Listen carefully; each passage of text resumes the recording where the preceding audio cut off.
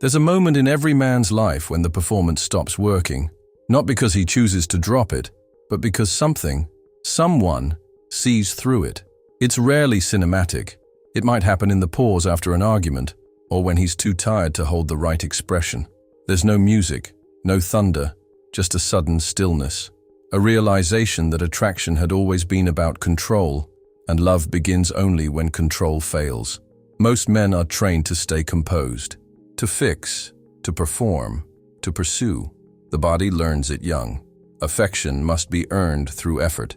Competence is safety, and vulnerability is a kind of death. He learns to collect admiration the way some people collect armor, each piece a shield against the terror of being ordinary or worse, unneeded. Jung would call this the persona, the mask crafted for survival. It's not false, it's just partial. But here's the tension.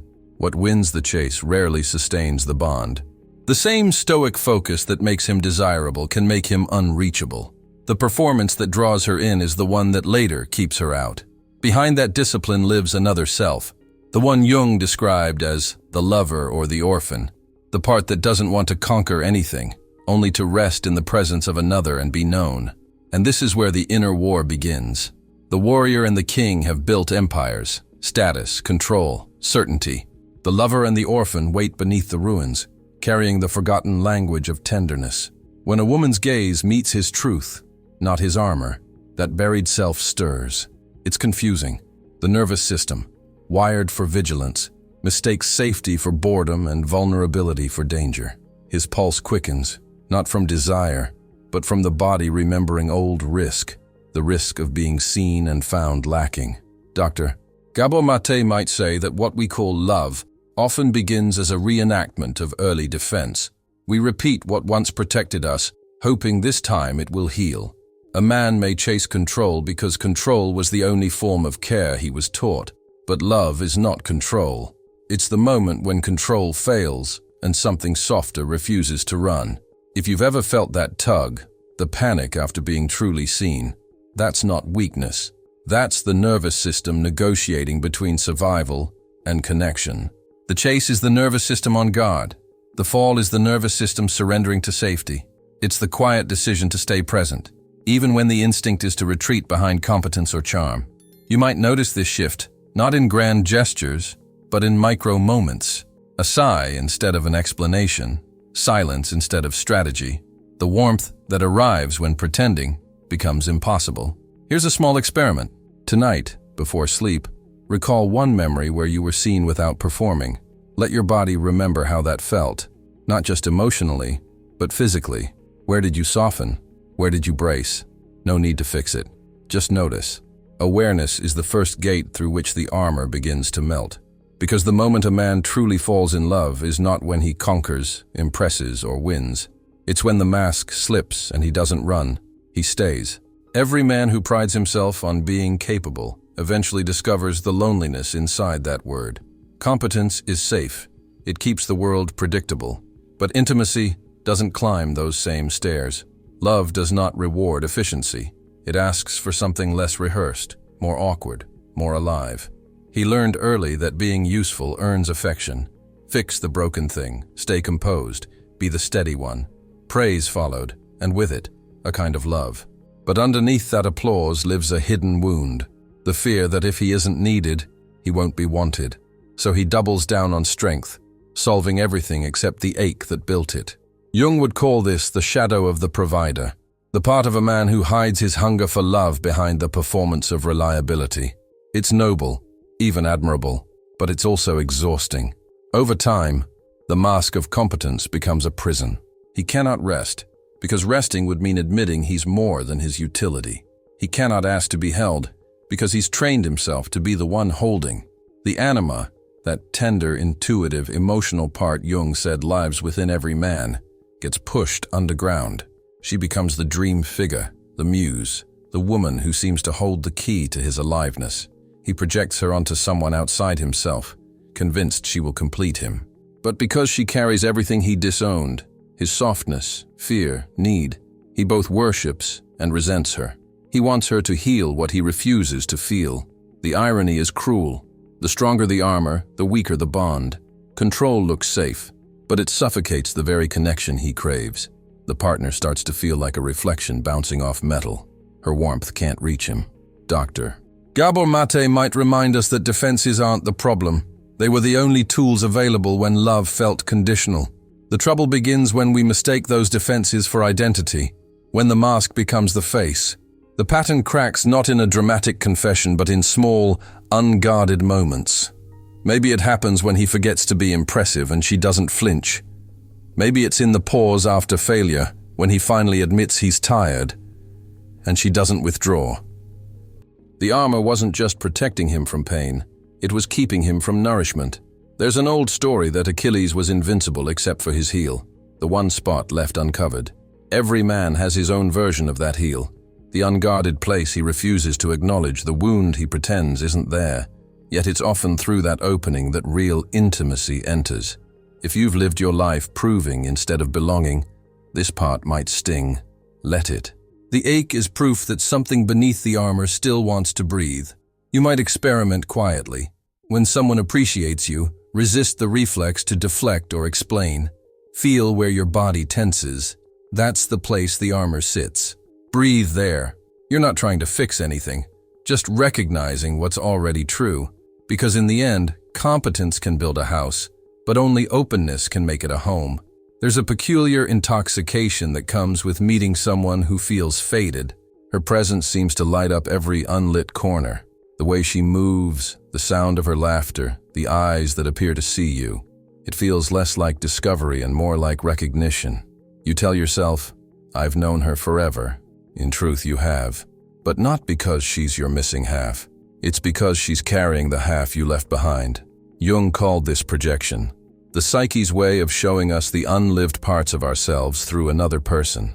It's not deception. It's longing disguised as romance. She embodies the qualities he exiled, the tenderness, spontaneity, or emotional fluency that his upbringing demanded he hide. For a while, this mirroring feels divine. She glows with the light of his own forgotten soul. That's the halo. The haunting begins when the glow fades, when the real woman emerges, tired, complex, human. The man who once swore she was the one now feels confused, even betrayed. He wonders where the magic went. But the truth is sobering. What he worshipped was not her. It was his own reflection shining back. Kahneman's language helps here. System 1, the fast, intuitive brain, creates romantic narratives in a heartbeat. It sees patterns, tells stories, fills in meaning. System 2, the slower, deliberate mind, arrives later, squinting through the haze, trying to see the person beyond the dream. The first system crowns a queen, the second meets a human being. Most men fall in love with System 1 and call it destiny. They meet System 2 and call it disappointment. Idealization is anesthesia. It numbs the terror of being seen as ordinary. When the high wears off, the man panics. Not because she changed, but because she became real. And reality demands participation, not projection. The old comfort of chasing a fantasy dissolves into the discomfort of staying with truth. Dr. Gabor Mate might say that addiction isn't about pleasure, but about escaping pain. In the same way, romantic intoxication is a chemical refuge from the ache of disconnection. Dopamine floods, oxytocin follows, and for a moment, he feels whole. But wholeness built on fantasy cannot survive contact with the ordinary. Disenchantment isn't failure. It's the first sober breath of love. It's when the imagination steps aside so intimacy can begin.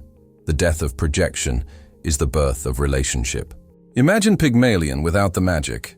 The sculptor creates the statue, falls in love with it, prays for it to live. But this time, the marble stays cold. The statue will not move. The man must. This is the quiet crossroads in every mature bond. Either he keeps chasing the high of the halo, or he learns to live with the haunting and still choose presence. That choice, again and again, is the slow miracle that replaces fantasy with trust. If you've ever felt that collapse, that strange grief when the ideal fades, let it soften you, not harden you. The glow was never supposed to last. It was only meant to point you inward. The part of her that feels like home is the part of you asking to come back. Take a moment tonight to sit with one memory of a person who once felt destined. Let the image rise and fall without clinging. Notice the longing beneath it. That longing isn't for her. It's for your own unlived tenderness returning home. Because when the projection dissolves, the real encounter can finally begin. Not with destiny, but with another human being, equally flawed, equally divine. Chemistry feels sacred at first. The pulse quickens, the mind sharpens, time bends. Two people collide, and everything inside them says, "This must mean something." The body agrees. It floods itself with dopamine, the neurotransmitter of pursuit, and oxytocin, the hormone of trust. Biologically, it's a clever design. Reward the chase, reinforce the bond. Spiritually, it feels like revelation. But the truth is simpler and harder. Chemistry makes the promise. Character pays the bill. For many men, the thrill of connection becomes the proof of worth. He confuses the high of being chosen with the safety of being known. When the hormones fade, he reads the calm as loss, not stability. His system, tuned to chaos, interprets peace as absence. Dr. Gabor Mate might describe this as the nervous system mistaking regulation for withdrawal because it has learned to feel alive only in adrenaline. This is the beautiful lie. Chemistry is not a compass, it's a spark.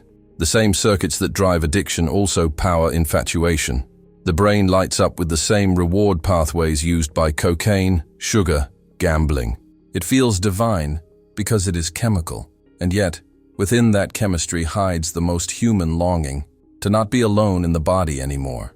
He chases the high because it's safer than facing the silence after. The silence where self-worth starts asking questions. The moment the texts slow down, the attention fades, the body aches. Not for her exactly, but for what she represented. Temporary relief from his own disconnection. Without awareness, this pattern repeats. The highs get shorter, the crashes deeper. Each new face becomes another chance to escape the mirror. But the mirror always follows. Jung wrote that what we fail to make conscious appears in our life as fate. Chemistry is one of fate's favorite disguises. There's nothing wrong with attraction. It's part of our design. The issue is when attraction becomes anesthesia, when the body's craving for reassurance replaces the soul's need for truth. Oxytocin whispers, "You belong." But belonging without integrity is just dependency in disguise. In long-term bonds, dopamine quiets down. Oxytocin stays, but only if trust and meaning feed it. The brain adjusts. What once felt like lightning becomes rhythm, predictable, steady, unremarkable. That's when the real choice begins. The man either mourns the absence of fireworks or learns to honor the quiet warmth left behind. He doesn't fall in love at the climax. He falls when the high fades, and he chooses presence anyway. It's the moment when the nervous system no longer needs to be rescued to feel alive. The adrenaline drops, the breath slows, and he stays. Not because it's thrilling, but because it's true. In myth, sailors heard the siren's song. Beautiful, binding, fatal. Odysseus survived not by denying the song, but by tying himself to the mast. That's the work. Not suppressing desire, but tethering it to value. Desire without direction devours itself. Desire with devotion becomes strength.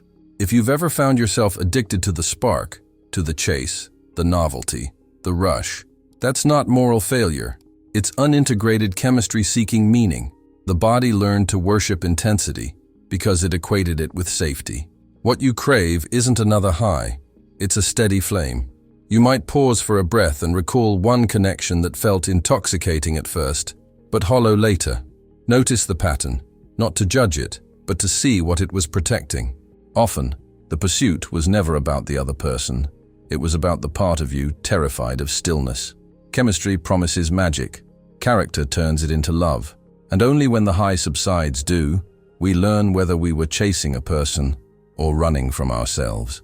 Every man carries a private threshold. The moment he fears will end love if crossed.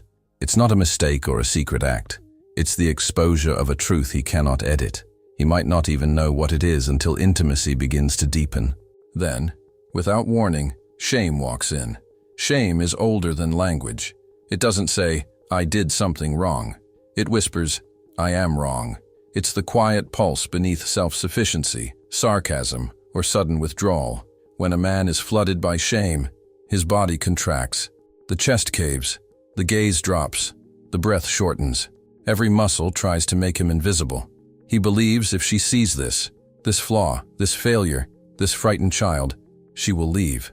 So he leaves first, in silence or anger.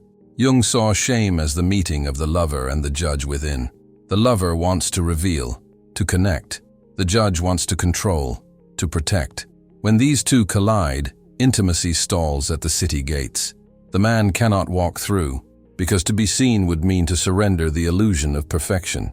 Many men mistake that paralysis for rejection, but shame is not proof of unworthiness. It's the nervous system trying to defend against annihilation. As Dr.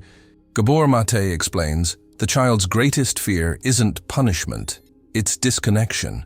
The adult man still carries that reflex. When someone gets close enough to touch the wound, he flinches, not because he doesn't want love, but because his body remembers what love once cost. This is the real test, not whether she will accept him, but whether he will stay with himself while being seen. It sounds simple, but it's revolutionary. Most men lose their center here. They apologize too quickly, joke it away, or double down on control. Anything but stillness, because stillness is where the verdict might fall. But the moment of falling in love is not when she says, "I accept you." It's when he stops abandoning himself to earn that acceptance. When he remains rooted, even while feeling exposed. That's the crossing from performance to presence. Think of the old confessional booth, not as punishment, but as passage. A small, dim room where truth costs something. The act of speaking what once lived in darkness is itself redemption. It's not about forgiveness from the other. It's about integration within. In practical life, this can be as small as saying, "I'm scared," instead of performing indifference. It might be staying silent for a breath instead of defending. These gestures are invisible from the outside, but they rewrite the nervous system. The body learns that exposure doesn't always end in exile. If this sounds heavy, it's because shame was never meant to be carried alone. It's meant to be witnessed and survived. The only way it loses power is through presence, your own first, then another's. You might recall a moment when someone saw a side of you you wanted to hide. What happened next? Did you flee or did you stay? That answer says less about her and more about your capacity to hold yourself. Because the real intimacy begins not when you are loved despite your flaws, but when you refuse to disappear because of them. And that refusal, to abandon yourself in the presence of another, is what quietly rewrites every story that came before. For many men, saying no feels like betrayal. They were raised to believe that love equals availability, that devotion means always being there, always providing, always accommodating. Boundaries were painted as rejection, not reverence. But the truth is that without boundaries, love starves. It loses its shape, its temperature, its dignity. Somewhere along the way, the man who wanted to love deeply began overgiving. He said yes when he meant maybe. He gave when he was empty. He confused peace with avoidance and silence with harmony. Eventually, resentment crept in, quiet, corrosive, disguised as fatigue. The lover within him kept offering more. The king who guards the perimeter fell asleep at the gate. In Jung's language, the anima longs for union, but the king archetype demands order.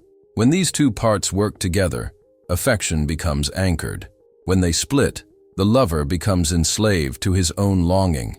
He mistakes overextension for intimacy. He chases approval and calls it love. A healthy boundary is not a wall, it's a rhythm. It says, "This is where I end, and where I can meet you again without losing myself." It's what allows two people to remain distinct enough to keep desiring each other. Merging feels divine for a moment, but only distance makes devotion sustainable. Dr. Gabor Mate often notes that compassion without boundaries becomes self-betrayal. The nervous system collapses under the weight of constant giving. When a man finally sets a limit, guilt usually follows, the echo of old programming. That guilt is not evidence of wrongdoing. It's the body recalibrating to a new kind of love, one that includes him too. Watch what happens when he begins to hold his ground with calm. The air between them changes. The partner feels something unfamiliar, not rejection, but reliability. A no offered without anger teaches trust. It says, "My love is real enough to include my edges." There's an image that captures it. two candles side by side. If they fuse, the flame flares bright for a moment, then dies in a pool of wax. If they stand distinct, each keeps burning, the light doubled. Boundaries are the space that lets the flame breathe. Many men learn this the hard way, after burnout, after bitterness, after love feels like labor. Yet boundaries, when understood as devotion, become acts of protection, not punishment. They preserve the nervous system's capacity for tenderness. They allow a man to love from fullness, not from depletion.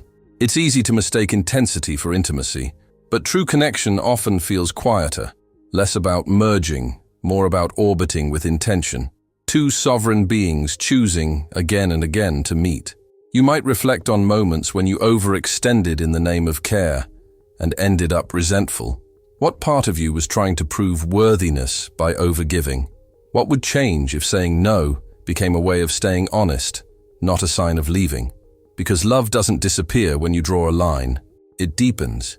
It learns the shape of respect. And in that space, between one heart and another, desire finds enough room to keep breathing. Every story about love begins with lightning. Few talk about what happens when the storm passes. The early days glow with intensity. Messages, plans, hours that stretch and collapse. The body is flooded with dopamine. The world briefly makes sense. But over time, the voltage fades. The nervous system, once intoxicated, begins to normalize. Many mistake this as the end. They call it boredom, disconnection, or loss of spark. What it really is the beginning of stability. A man conditioned to equate love with adrenaline will struggle here. His nervous system expects thunder, proof through tension, drama, pursuit. When peace arrives, he doubts it. He wonders if he's settling, if he's lost his passion, if something's wrong with the relationship. But peace isn't absence, it's repair. The body, no longer fighting or fleeing, begins to rest. As Dr. Gabor Mate might frame it, safety feels unfamiliar when chaos was once home. Jung would describe this stage as the shift from projection to presence. The fantasy fades, and the real work of individuation begins, seeing the other as they are, not as the mirror of your unlived parts. It's less glamorous, but infinitely deeper. Here, love becomes a daily ritual, not a revelation. Fast storylines ignite, slow rituals root. Kahneman's System 1, love's beginnings. System 2 builds continuance. System 1 writes poetry. System 2 makes breakfast. The transition from one to the other is the crossing from infatuation to intimacy. Many men abandon ship here, mistaking the rhythm of reality for decay. They chase new thunder, new beginnings, and call it freedom. But the pattern repeats because the lesson was never learned. The high was not love. It was the nervous system mistaking novelty for aliveness. There's nothing wrong with passion. Fire is part of human design. But passion matures when it learns rhythm, when it learns to breathe between sparks. The boring choice, the decision to stay and build, is eros with a spine. It's not resignation, it's sovereignty. Dr. Mate often notes that healing is rarely dramatic. It's repetitive, rhythmic, quiet. The same applies to love. The daily gestures, washing a dish, locking eyes in the middle of chaos, choosing to listen, become the nervous system's evidence that safety can coexist with desire. Imagine love not as a bonfire, but as a garden. Fire dazzles. Gardens require tending. Fire burns fast. Gardens feed for years. A man who learns to love through time, not thunder, begins to experience something rare, continuity without control. There's humility in this stage. The thrill of pursuit gives way to the discipline of presence. The body learns new signals, warmth instead of rush, steadiness instead of chase. In this slower rhythm, the nervous system rewires. It realizes that love doesn't have to hurt to feel alive. If you've ever doubted your bond because it no longer felt electric, consider the possibility that you've simply entered a different kind of current, one that moves underground, quiet, constant, powerful. You might look at one ordinary ritual you share, a meal, a walk, a silence, and let it register as devotion, not as habit, but as continuity. Love, like the body, grows stronger through repetition, not spectacle. Time, not thunder, writes the truest stories. And the men who learned to read that rhythm discover that peace was never dull. It was just waiting to be recognized as strength. There comes a point when even the most disciplined performance breaks under its own weight. The practiced gestures, the confident tone, the carefully managed self, all begin to feel heavy. What once earned admiration now tastes hollow. The applause fades, and in the silence, he meets the one person he has avoided the longest: himself. This is the moment of truth. Not the chase, not the chemistry, not even the confession. The real moment he falls in love is when he stops performing and allows himself to be witnessed. It sounds poetic, but it's not gentle. It's terrifying. Because to be witnessed means surrendering control of the story. It means trusting that his worth exists beyond his usefulness, his charm, his competence. Inside every man, there's a tug-of-war between two forces: the performer and the witness. The performer wants to impress, to prove, to win. The witness simply wants to see and be seen. The performer feeds on validation. The witness feeds on truth. Most of life is spent under the performer's rule, building, achieving, conquering. But love does not live there. Love waits in the stillness of the witness. Jung would call this integration, the merging of shadow and self, anima and animus, projection and reality. It's when the man stops outsourcing his unlived tenderness and begins to own it. The projection dissolves, the chemistry remains, but it's no longer a leash. The speed of infatuation bows to the slow rhythm of attention. Dr. Gabor Mate often says that authenticity is the prerequisite for connection. You cannot be loved while you are hiding. The body knows when it's pretending. The nervous system keeps score. When a man finally drops the mask, not in defiance, but in truth, the body exhales. The armor that once protected now obstructs. The muscles soften. The breath deepens. He doesn't fall because she's perfect. He falls because, in front of her, he stays. He stays with his truth, his limits, his unedited face. And she, in turn, is invited to do the same. When two people witness each other without trying to fix or impress, something ancient awakens. The lover and the king standing side by side. The boundary remains, but the heart expands within it. Imagine a warrior returning from years of battle. At the city gate, he removes his helmet. For the first time, he walks through not as a symbol, but as a man. The crowd doesn't cheer. They bow their heads, because the real victory is not survival, it's surrender to humanity.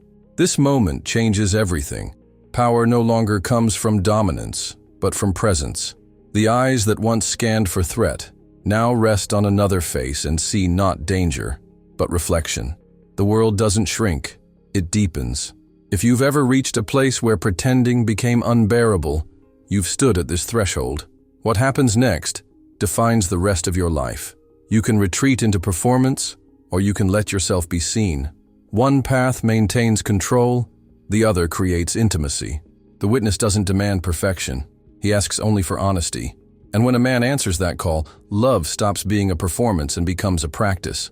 A slow unfolding of truth between two people brave enough to look and stay. He steps into the city. The armor stays behind. And in that simple act, the removal of the helmet, the man finally arrives where he was always meant to be, home, within himself.